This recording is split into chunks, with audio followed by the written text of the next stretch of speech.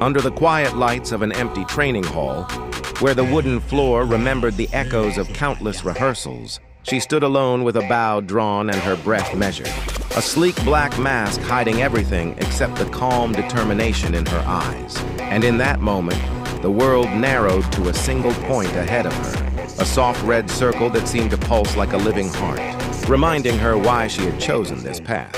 She had once been an ordinary woman who passed through crowded streets unnoticed, but a single night of injustice had sharpened her senses and carved a vow into her silence, and now every stretch of the bowstring felt like a promise pulled tight between past and future.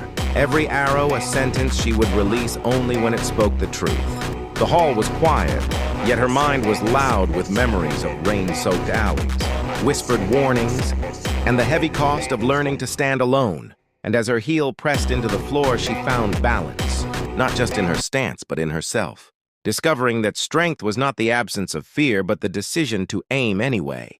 She had trained in shadows, learning patience from missed shots and humility from bruises, until precision became a language her hands could speak without thought, and the bow became an extension of her will rather than a weapon. When she finally released the arrow, it cut the air with a clean, honest sound, striking the center with a quiet certainty.